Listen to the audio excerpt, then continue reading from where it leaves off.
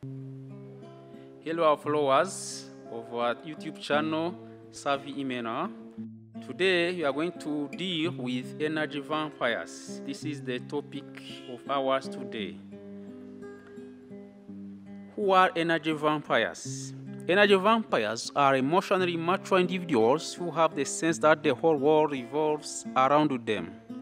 They are almost incapable of seeing things from another person's perspective. They often lack empathy. Negative people as energy vampires. Negative people are everywhere, be it in our workplace, in social circles, or sometimes our family. The challenge with dealing with negative people is that interactions with them tend to be draining. No matter what you say, they always have negative opinion to offer.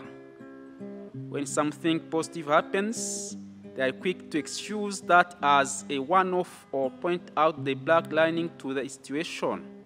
When they have a problem, they prefer to victimize and complain rather than work out a solution. To negative people, life sucks.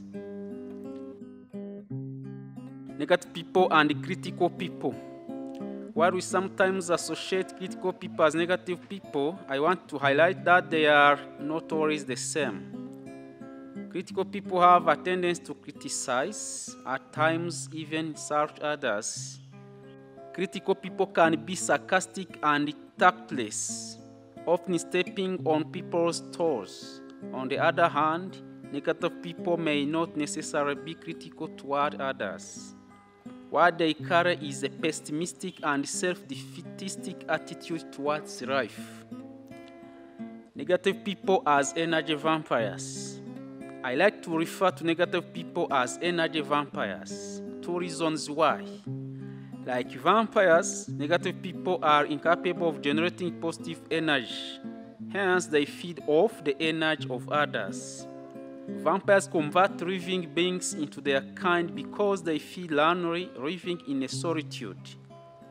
Similarly, negative people tend to drag people down into negativity too. After all, misery loves company. Actually, all of us have a connection with the universe that brings us unlimited or positive energy. Because negative people are blocked in their connection to this source, they are constantly in an energy deficit, which leads to them to drain others of their energy. The more negative people can even leave you with headaches or mild dizziness. These are your king or queen vampires. Actually, all of us have a connection with the universe that brings us unlimited or positive energy. Because negative people are blocked in their connection to this source, they are constantly in an energy deficit, which leads to them to drain others of their energy. The more negative people can even leave you with headaches or mild dizziness. These are your king or queen vampires. On the other hand, positive people are in tune with their inner energy sources. Their energy flows outwards, spreading goodness and warmth to people around them. It's like a fountain of overflowing water.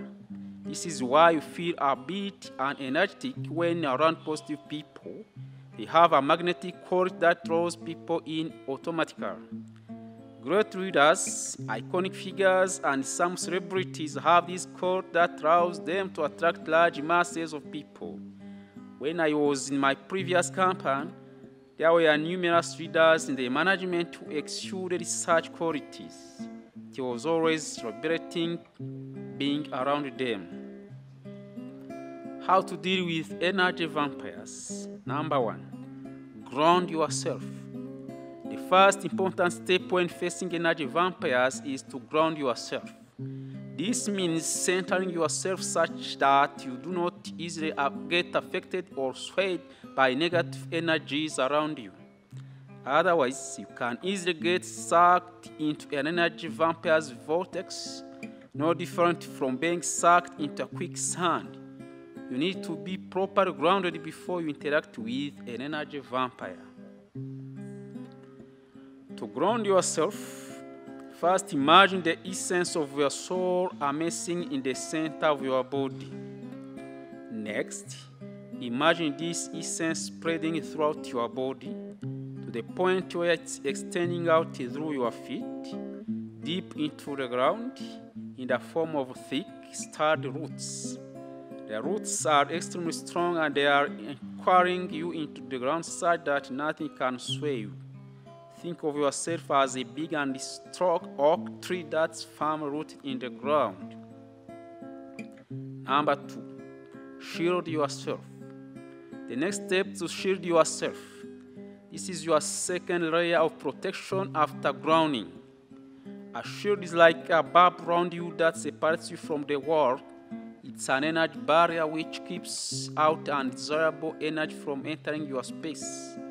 Like your shield is a defense tool which protects you from aggressors or bad energy. It also helps to keep your positive energy in and prevents it from being sucked by a vampire. A shield is not permanent. The energy of this shield wears off over time, which decreases its protective ability. In the face of an energy vampire reaching your energy, the shield's strength can deplete quickly.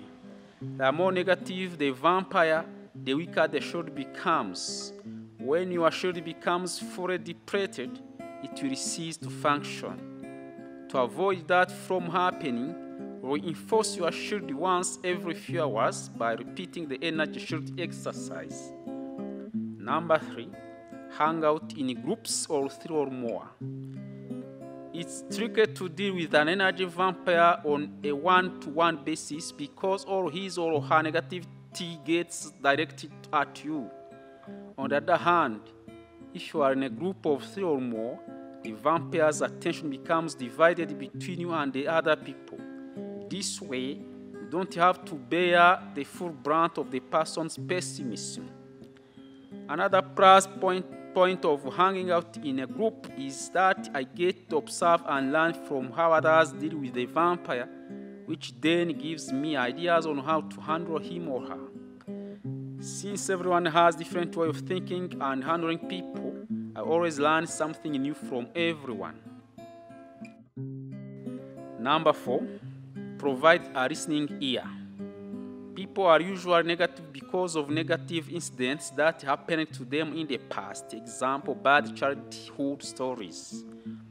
Sometimes their venting comes from repressing their grievances. Rather than disregard their viewpoints, provide a listening ear.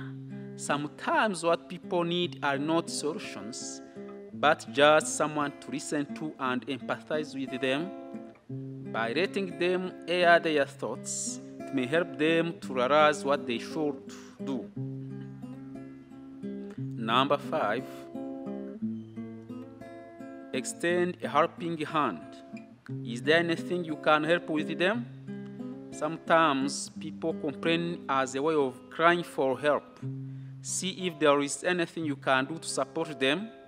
Ask them, is there anything I can do to help you? They may not show it, but deep down they will appreciate your emotional generosity. Number 6, some energy vampires are triggered by certain topics. For example, a friend of mine sinks into a self-victimizing mood whenever we talk about his work. No matter what I say or I don't say, he will keep complaining once we talk about work. In the ideal world, we want to help lift the person out of her negativity. But in cases where the negativity is too deeply rooted to tackle in a one-off conversation, or where the person has very staunch views on that topic, it may be better to let go and switch to a different topic to lighten the mood. Simple things like the latest movies, daily occurrences, common friends, and new stories make for light conversation. Keep the conversation to things that uplifts the person. Number 7, reduce contact. If none of the above works, the next step will be to reduce contact. Limit your contact as much as you can. If it's a teammate whom you work with, then limit the communication to just work-related issues. If the energy vampire is a friend, then try to hang out with him or her less. If you have to, then hang out in groups of 3 or more. Last but not the least, cut them away from your life. I would like to share a quote by John Assaraf. I just do not hang around anybody that I don't want to be with. Period. For me, that's been a blessing, and I can stay positive. I hang around people who are happy, who are growing, who want to learn, who don't mind saying sorry or thank you. And those people are having a fun time. While cutting the person, especially if she is a friend, may seem drastic, bear in mind that not everyone is going to be compatible with you in your life journey, and it's up to you to decide who you want to be with.